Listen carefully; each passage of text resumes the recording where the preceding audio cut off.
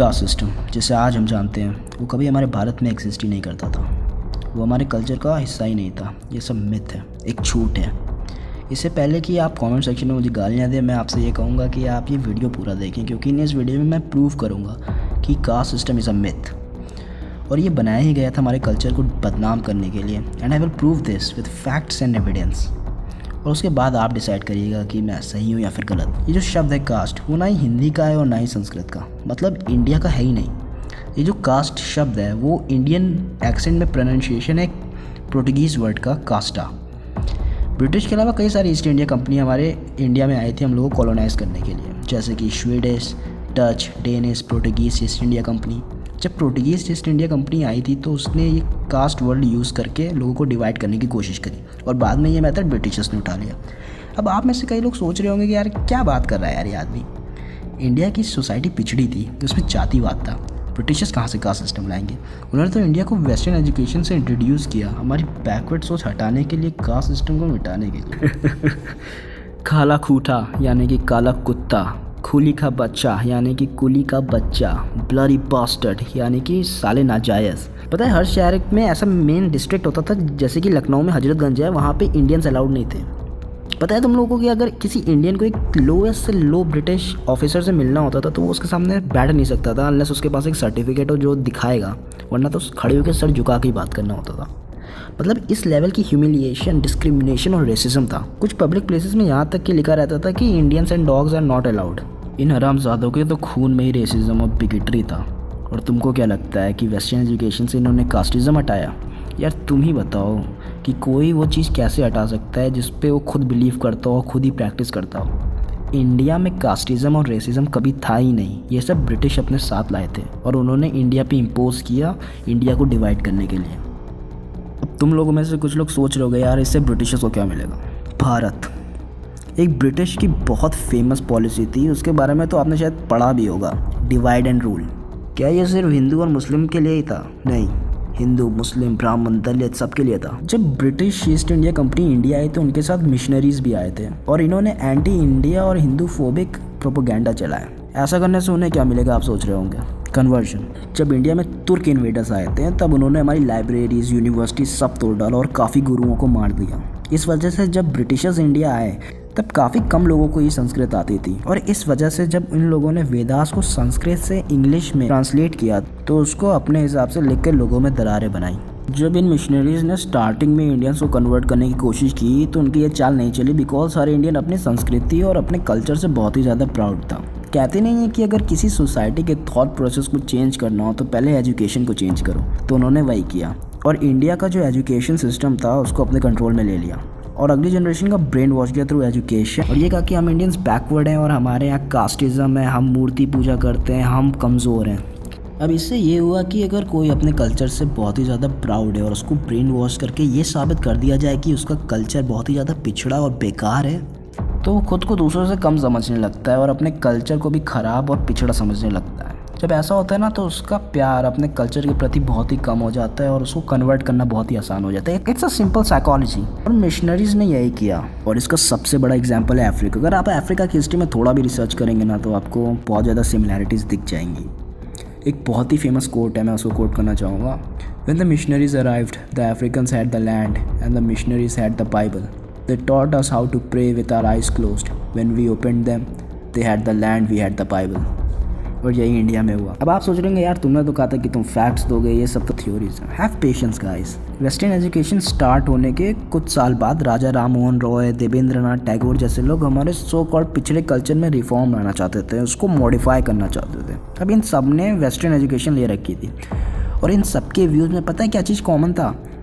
No मूर्ति पूजन, वेदों में जो लिखा है वो गलत है, मंदिर को बैन करो, दुनिया में सिर्फ एक ही भगवान है, पुनर्जन्म जैसी कोई चीज़ नहीं होती और मुक्ति जैसी भी कोई चीज़ नहीं होती। अच्छा, ये सब तो हमारे सो कॉल्ड रिफॉर्मर्स के व्यूज़ थे, तो फिर मिशनरी से क्या बिलीव्स थे यार? चलो उस पर भी थोड़ा गौर करते हैं। मूर्ति पूजन बेकार है, वेद में जो लिखा है वो गलत है और सिर्फ बाइबल सही है, मंदिर नहीं चढ़ जाओ, दुनिया में सिर्फ एक ही भगवान है। जीसस क्राइस्ट जो ट्रू लॉर्ड एंड सेवियर। पुनर्जन्म और मुक्ति ऐसी कोई चीज़ नहीं होती, सिर्फ नरक और स्वर्ग होता है। अच्छा, ये सब फॉलो करने से हमारे सोसाइटी पे कोई गलत प्रभाव पड़ेगा? मूर्ति पूजन से, ये बिलीव करने से कि पुनर्जन्म जैसी कोई चीज़ होती है? नहीं ना। तो ये था सो कॉल्ड वेस्टर्न एजुकेशन और इसने हमारे कल्चर को ख़त्म करने की कोशिश की। Doesn't this qualify as a proof? उन्होंने कहा कि हमारी सोसाइटी में कास्ट सिस्टम है, which is a lie and I am going to prove this next in this video. Idol worship खराब है, इट्स अ लाई। मंदिर जाना खराब है, it's a lie. Do you know what is the most beautiful thing about a lie? That if you keep telling it over and over and over again, then at some point you will forget that it's a lie, and then it will become more real than the truth itself. और उन्होंने यही किया, casteism का झूठ बोल बोल के उसे सच कर दिया। अब आप सोच रहे होंगे कि यार तूने तो बहुत ही इम्प्रैक्टिकल बात कर दी, ऐसा भी कहीं होता है, बोलने से हो गया? Let me explain. What they did was re-engineer our society. उन्होंने ये इस्टेब्लिश किया कि first class citizens are British. वो बोलते थे ऐसा कि हम फर्स्ट क्लास सिटीज़न हैं, और ट्रेन में भी कंपार्टमेंट्स होते थे, फर्स्ट क्लास के अलग, सेकंड के अलग, थर्ड के अलग, और फर्स्ट क्लास में कोई भी इंडियंस अलाउड नहीं था। उन्होंने ये इस्टेब्लिश किया कि फ़र्स्ट क्लास ब्रिटिश है, second class Brahmin Kshatriya and third class are Shudras. और आपको तो पता ही है कि ब्रिटिशर्स इंडियंस को कैसे ट्रीट करते थे, ब्लडी बास्टर्ड, यानी कि साले नाजायज़। पता है हर शहर में ऐसा मेन डिस्ट्रिक्ट होता था, जैसे कि लखनऊ में हजरतगंज है, वहाँ पे इंडियंस अलाउड नहीं थे।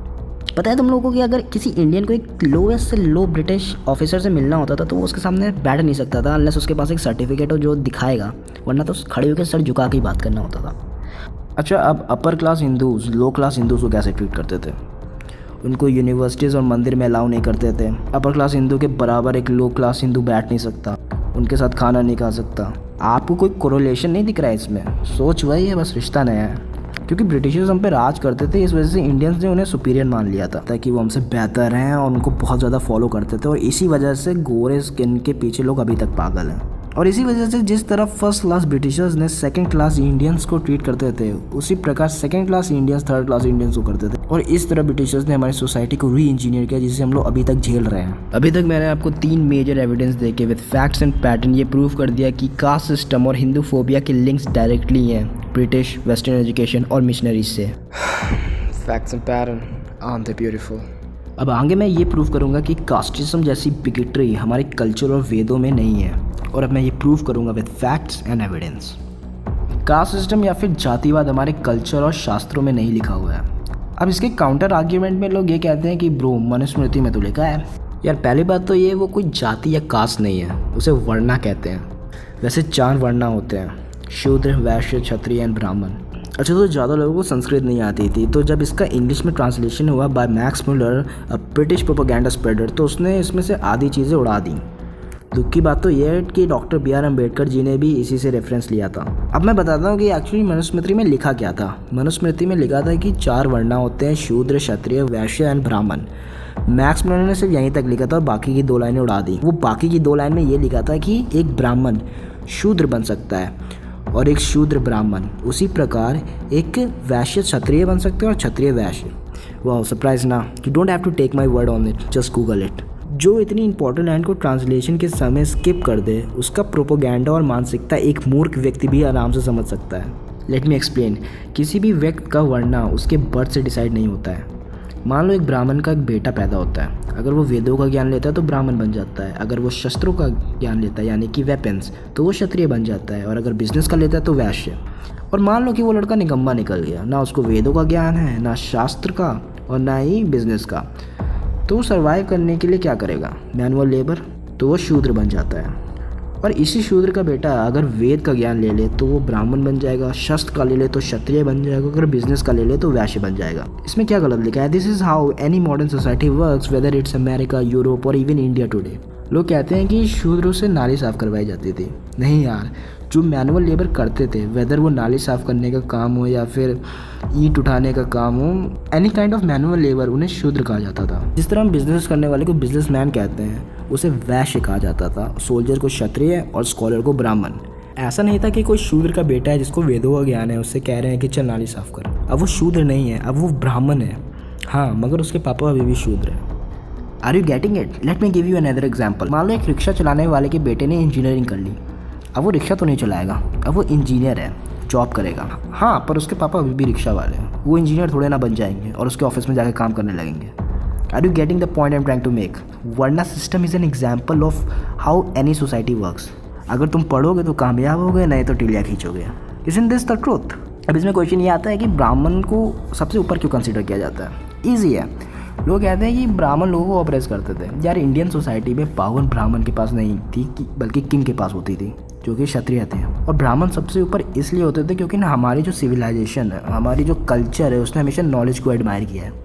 हमारी कोई किताब नहीं थी अब्राहमिक रिलीजन की तरह की जिसको हमें अंधों की तरह फॉलो करना था। क्योंकि जब भगवान कृष्ण भी स्वयं धरती पे आए थे तो उनको भी अर्जुन को प्रूफ देना पड़ा था कि वो भगवान है। We are seekers, we seek knowledge. हमने हमेशा उनको ऊपर रखा है, people with knowledge and wisdom. इसी वजह से ब्राह्मण किंग के ऊपर होता है, फिर किंग आता है यानी क्षत्रिय, वैश्य और फिर शूद्र। यहाँ पे एक और आर्ग्यूमेंट आता है कि ब्रह्मा जी के मस्तिष्क से ब्राह्मण बने और भुजाओं से क्षत्रिय, पेट से वैश्य और पाँव से शूद्र। ये कास्टिज्म नहीं है तो क्या है? यार ये तो बहुत ही बेसिक सी चीज़ है और तुम बहुत ही ईविल होगे अगर तुम इस चीज़ को भी कास्ट हायरार्की की तरह प्रेजेंट करोगे, और बहुत ही ज़्यादा स्टूपिड भी होगे अगर इसको कास्ट हायरार्की की तरह समझोगे। Let me explain. यार स्कूल में जब पोम पढ़ाई जाती थी तो उसमें फिगर ऑफ स्पीच का यूज़ होता था, मतलब पोएट कहता कुछ था, उसका मतलब कुछ और ही होता था। उसी तरह से ये जो ब्रह्मा जी वाला रेफरेंस है उसमें सिमली, पर्सोनिफिकेशन एंड मेटाफर जैसी फिगर ऑफ स्पीच का यूज़ हुआ है। एंड हियर इज जो प्रूफ, ये जो ब्रह्मा जी यानी ये जो वर्ल्ड ब्रह्मा मीन्स ब्रह्मांड, यानी कि हमारी सोसाइटी यानी कि इंडियन सिविलाइजेशन, यहाँ पे समाज को एज अ पर्सन पोर्ट्रे करने की कोशिश की जा रही है। ये एग्जांपल होता है पर्सोनिफिकेशन का। अच्छा तो फिर सोसाइटी को कौन चलाता है? उसकी नीतियाँ, उसकी एजुकेशन, उसकी ब्यूरोक्रेसी कौन संभालता है? एक स्कॉलर, जो उस समय ब्राह्मण को कहते थे। तो अगर सोसाइटी एक पर्सन है तो उसके ब्रेन स्कॉलर होते हैं, और इसी वजह से कहा गया था कि ब्रह्मा जी के सर से ब्राह्मण आए हैं। और इसी तरह सोसाइटी को प्रोटेक्ट करने के लिए फ्रॉम इन्वेडर्स सोल्जर्स की ज़रूरत होती है, और इसी वजह से उनकी भुजाओं से क्षत्रिय आए, जो कि उस समय सोल्जर्स को कहा जाता था। एक सोसाइटी को चलाने के लिए पैसा बहुत ज़रूरी होता है, और उसी तरह एक शरीर को चलाने के लिए खाना बहुत ज़रूरी होता है, और खाना कहाँ जाता है? पेट में। और इसी वजह से उनके पेट से वैश्य आए यानी कि मर्चेंट्स। शूद्र आते हैं ब्रह्मा जी के पाँव से। ऐसा क्यों? अच्छा एक सोसाइटी या फिर एक शरीर है, उसको डेवलपमेंट और प्रोग्रेशन के रास्ते पे कौन चलाता है? जो इंसान का ब्रेन होता है यानी कि सोसाइटी के स्कॉलर यानी कि ब्राह्मण, वो ये बताते हैं कि कहाँ चलना है, किधर चलना है, कैसे चलना है और कब चलना है। हाथ यानी कि सोल्जर्स उन्हें प्रोटेक्ट करते हैं। शरीर को चलाने की शक्ति खाने से आती है, यानी कि सोसाइटी के प्रोग्रेशन और डेवलपमेंट को जो फ्यूल करता है वो होती है इकोनॉमी यानी कि वैश्य, यानी कि जो सही में चलता है, जो डेवलपमेंट करता है, जिसका सोसाइटी की डेवलपमेंट और प्रोग्रेशन में लिटरली हाथ होता है, वो होता है शूद्र। शूद्र के बिना एक society at a minimum level भी ऑपरेट नहीं कर सकती, इतनी इंपॉर्टेंस होती है उनकी। यहाँ पे ये नहीं कहा जा रहा कि शूद्र गंदा होता है इसलिए पैर है और ब्राह्मण अच्छे होते हैं इसलिए वो सर से आते हैं। यहाँ पे कोई रैंकिंग नहीं की गई है। जिस तरह इंसान बिना ब्रेन के ऑपरेट नहीं कर सकता, और ना ही बिना हाथ के और ना ही बिना पेट के, उसी तरह बिना पैर के भी इंसान बेकार हो जाता है। यहाँ पे ये बताया गया है कि हर किसी की सोसाइटी में इक्वली इम्पोर्टेंट है, कोई किसी से ज़्यादा इम्पोर्टेंट नहीं है। और जो इस सिंपल सी चीज़ को भी कास्ट हायरार्की की तरह प्रोपगेट करता है ना, तो उससे घटिया इंसान कोई हो ही नहीं सकता। ऐसे लोगों से मैं एक चीज़ कहना चाहूँगा कि अगर ब्रह्मा जी का आशीर्वाद चाहिए होता है ना, तो उनके सर नहीं, उनके चरण ही छुए जाते हैं। और ब्रह्मा जी को खुश करने के लिए, उनका स्वागत करने के लिए उनका मुँह नहीं, उनके पाँव धुले जाते हैं। इसका मतलब कि सोसाइटी में जो शूद्र हैं यानी कि वर्कर क्लास है, उनको अपलिफ्ट करने से ही भगवान खुश होते हैं। ये सिंपल लॉजिक है यार। कास्टिज्म जैसी बिगेटरी हमारे कल्चर में एग्जिस्ट नहीं करती थी। ये सब स्टार्ट ही हुआ था ब्रिटिशर्स के आने के बाद। मंदिरों में शूद्र को पहले से ही अलाउ नहीं किया जा रहा था। नहीं यार, ऐसा नहीं था। जब मंदिर के कंस्ट्रक्शन में वर्क करने वाले शूद्र हैं, मंदिर को बनाने वाले शूद्र हैं, उन्हीं को मंदिर में अलाउ क्यों नहीं किया जाएगा? इस बात में कोई लॉजिक नहीं है। एंशियंट इंडिया में अलग अलग टाइप की यूनिवर्सिटीज़ होती थी। कुछ तो एथियज़म यानी कि भगवान नहीं होते, इस आइडियोलॉजी, इस फिलॉसफी को भी स्टडी करती थी। हमारा कल्चर बाकी अब्राहमिक कल्चर जैसा नहीं था कि अगर कोई उनके गॉड पे बिलीव ना करे तो उसे शन करो, उसे काफिर कहो, उसे मार दो। इस मामले में हमारा कल्चर काफ़ी एक्सेप्टिंग एंड प्रोग्रेसिव था। इंडिया के एंशिएंट स्कूल और यूनिवर्सिटीज़ पे मैं एक अलग से वीडियो बनाऊंगा और उसको मैं डिटेल में डिस्कस करूंगा, और वो वीडियो जल्दी आएगा। So make sure you are subscribe to this channel and also press the bell notification icon. पर इस वीडियो में मैं आपको ब्रीफ में बताता हूँ कि इंडिया की यूनिवर्सिटीज़ में हर कोई अलाउड था फॉर फ्री एजुकेशन, वेदर वो शूद्र हो या फिर Brahmin. And I am gonna back this statement with facts. Fact number 1, Ramayana. क्या आप जानते हो कि रामायण किसने लिखी है? श्री वाल्मीकि जी ने।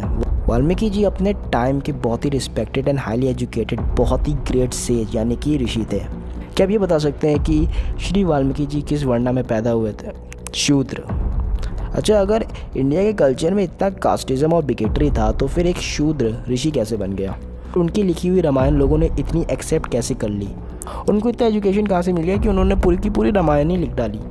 You don't have an answer to this question, right? And this proves कि यूनिवर्सिटीज़ में एजुकेशन सबको अलाउड था, मतलब कास्टिज्म जैसी डिस्क्रिमिनेशन एंड बिगेटरी नहीं थी। क्या ये एविडेंस काफ़ी नहीं है? कोई नहीं, एक और देता हूँ। क्या आप रामायण की सबरी को जानते हैं? वो एक शूद्र थी। अगर शूद्रों को छूना मना था तो फिर भगवान श्री राम ने सबरी के जूठे बेर क्यों खाए? और अगर शूद्रों और औरतों को एजुकेशन मना था तो फिर सबरी इतनी बड़ी स्कॉलर कैसे बन गई? उनको स्पिरिचुअलिटी और वैदिक की इतनी नॉलेज कैसे हो गई? अच्छा, अगर हमारे कल्चर में इतना कास्टिज्म और बिगेटरी था तो इसको वेदों में कहीं मेंशन क्यों नहीं किया गया है? इस कास्टिज्म के बारे में दिल्ली के सुल्तानों ने अपनी बुक में क्यों नहीं लिखा? मुगलों ने भी अपनी टेक्स्टों में कास्टिज्म को मेंशन नहीं किया। उन्होंने हिंदुओं के कल्चर के बारे में बहुत कुछ लिखा पर कभी कास्टिज्म को मेंशन नहीं किया। May be because casteism India में ब्रिटिशर्स के आने के बाद आया था। जो लोग ये कहते हैं कि कास्टिज्म हिंदू कल्चर का बहुत बड़ा हिस्सा है, then these people make these statements without any factual evidence including your NCERT. अगर आप ये सोच रहे हैं कि यार एनसीईआरटी में कैसे गलत हो सकता है, तुम झूठ बोल रहे हो, तो आप एक काम करिए, बस गूगल करिए कि इंडिया का पहला एजुकेशन मिनिस्टर कौन था। कोई मौलाना साहब तो नहीं थे? उनके स्कूल की अटेंडेंस भी गूगल कर लीजिएगा, जस्ट इन केस। इंडिपेंडेंस के बाद भी इस कास्टिज्म की दरार को मिटाने की जगह लोगों ने इसे और गहरा किया। इसमें सबसे बड़ा रोल प्ले किया था एजुकेशन एंड टेलीविज़न ने। अभी तक इस वीडियो में एजुकेशन को तो मैंने डिस्कस किया, लेकिन अब बात करते हैं टेलीविज़न की। महाभारत तो आप सबने देखी ही होगी। कैसे श्री द्रोणाचार्य ने एकलव्य को शिक्षा देने से मना कर दिया क्योंकि वो एक नीची कास्ट का था, और उसका अंगूठा भी कटवा दिया। पहली बात तो ये, एकलव्य हस्तिनापुर के दुश्मन राज का राजकुमार था, वो कोई नीच जात का नहीं था, वो एक प्रिंस था। और अगर श्री द्रोणाचार्य उसको शस्त्रों की शिक्षा देते तो वो गद्दारी होती। आपको महाभारत का एक सीन तो याद ही होगा कि किस तरह द्रोणाचार्य ने कर्ण को शिक्षा देने से मना कर दिया क्योंकि वो एक सूत पुत्र था। असल में अगर आप महाभारत पढ़ेंगे तो उसमें साफ साफ लिखा है कि द्रोणाचार्य ने कर्ण को शिक्षा दी उसके सूत्र होने के बावजूद। कर्ण के टोटल 3 गुरु थे, उनमें से एक थे द्रोणाचार्य, बीच में आते हैं एक और गुरु, और लास्ट में भगवान परशुराम। जब राइटर टीवी सीरियल लिखने बैठे होंगे तो उन्होंने भी महाभारत रीड करा ही होगा। उनके सामने भी ये चीज़ आई होगी, उनके सामने ये अपॉर्चुनिटी आई होगी कि वो इस कास्ट की दरार को कम कर सके, बट उन्होंने इसे और गहरा कर दिया। इसे कहते हैं मैनिपुलेशन ऑफ फैक्ट्स। जो चीज़ महाभारत में ऑलरेडी लिखी हुई है, इन्होंने उसको भी झूठी तरह से दिखलाया। इससे बड़ा एंटी हिंदू प्रोपेगेंडा का एग्जाम्पल आपको कोई नहीं दे सकता। इस चीज़ को यानी कि एंटी हिंदू प्रोपेगेंडा को मैं डिटेल में डिस्कस करूंगा अपनी दूसरी वीडियो में, so please subscribe to this channel. इस वीडियो की शुरुआत में मैंने बताया था कि अगर किसी देश को बनाना हो या फिर बिगाड़ना हो, किसी देश को जोड़ना हो या फिर उसे तोड़ना हो, तो उस देश की एजुकेशन पे कब्जा कर लो। ये बात तो आउट इन द ओपन है कि हमारे एजुकेशन सिस्टम पे मार्क्सिस्ट का कंट्रोल है और इसीलिए हमारी हिस्ट्री इंडिपेंडेंस के बाद भी इतनी डिस्टॉर्टेड है। मार्क्सिस्ट कौन है, इस टॉपिक पे मैं एक अलग सा डिटेल्ड वीडियो बनाऊंगा, और इंडिया के मार्क्सिज्म और कम्युनिज्म के लिंक एंटी इंडियन एक्टिविटीज से है, ये मैं प्रूव करूंगा, and I am gonna back my statement with facts and evidence. देखो यार, इस वीडियो की हद से मैं ये नहीं कह रहा कि एसटी कम्युनिटीज़ के साथ डिस्क्रिमिनेशन नहीं हो रहा है, पर इसके लिए सनातन धर्म जिम्मेदार नहीं है, इसके लिए इसकी रिस्पॉन्सिबिलिटी हिंदुइज्म की नहीं है। इसके लिए ब्रिटिश और मार्क्सिस्ट रिस्पॉन्सिबल हैं, जिन्होंने हमारी हिस्ट्री को डिस्टोर्ट किया, जिन्होंने हमें मैनिपुलेट किया। सबसे बड़ी दुख की बात तो ये है, ये जो दलित ऑर्गेनाइजेशन है एसटी कम्युनिटीज़ के लिए कुछ नहीं करती हैं, बस अपना एंटी हिंदू प्रोपेगेंडा को प्रोपोगेट करती हैं। Instead of bringing ST community close to Sanatan Dharma, they push them away. आप में से कितने को पता है कि कुछ महीनों पहले एक दलितों की पूरी बस्ती को मुसलमानों ने चला दिया। इस न्यूज़ को ना ही वायर, ना ही प्रिंट, ना ही एनडीटीवी किसी ने कवर नहीं किया, और ना ही किसी दलित ऑर्गेनाइजेशन, ना ही किसी दलित संगठन ने वहां जाके लोगों की मदद की, और ना ही कोई प्रोटेस्ट की। पर हिजाब के प्रोटेस्ट में वो सबसे आगे थे, बिकॉज दिस सर्व्स देयर जय भीम प्रोपेगेंडा। इसका सॉल्यूशन क्या है? मेरे ओपिनियन में हर सोशल प्रॉब्लम का सॉल्यूशन एजुकेशन ही होता है। ये वीडियो जो देख रहे हैं, मैं उनसे ये विनती करूंगा कि आपने जो स्कूल में हिस्ट्री पढ़ी है उसको आंखें बंद करके बिलीव मत करिए। जो हिस्ट्री में आपने पढ़ा है वो सब आउटडेटेड थ्योरीज हैं। For example Aryan invasion theory, जिसका उनके पास कोई भी फैक्चुअल एविडेंस नहीं है। मैं सजेस्ट करूंगा कि आप उन ऑथर्स को पढ़िए जो अपने आर्ग्यूमेंट्स को एक्चुअली बैक करते हैं विद फैक्ट्स एंड एविडेंस। इस वीडियो में मैंने ये प्रूव किया कि casteism was a tool used by British to break India, और आज के दिन मिशनरीज इस टूल का यूज़ कर रहे हैं टू ब्रेक इंडिया। मैंने इस वीडियो में पास्ट की बात की है कि how anti Indian forces used to work, but the biggest question is how are they operating now. इस चीज़ पे भी मैं एक डिटेल्ड वीडियो जल्द ही बनाऊंगा। बट मीनवाइल मैं आपको एक बुक रिकमेंड करना चाहूँगा जो इस टॉपिक को बहुत ही डिटेल में डिस्कस करती है, Breaking India by Rajiv Malhotra. मैं राजीव मल्होत्रा सर का एक वीडियो भी रिकमेंड करूँगा जिसका लिंक मैं नीचे डिस्क्रिप्शन में डाल दूँगा। ब्रेस्ट टैक्स, नहीं, मैं इस टॉपिक को अवॉइड नहीं कर रहा हूँ, I am aware of this tax. मैं इसको डिस्कस करूँगा अपनी दूसरी वीडियो में, debunking the sati myth. Breast tax को सती के कॉन्टेक्स्ट और बैकग्राउंड में समझाना आसान होगा और it will be more clear, क्योंकि इसमें हम डिस्कस करेंगे प्री कॉलोनियल इंडियन वुमेन्स के rights. And like I always say, I will back everything with facts and evidence. अगर आपको ये वीडियो पसंद आया हो तो प्लीज़ हमारे चैनल को सब्सक्राइब कीजिए and please support us on Patreon. Link will be in the description, and also please like and comment anything down below because it helps the YouTube algorithm.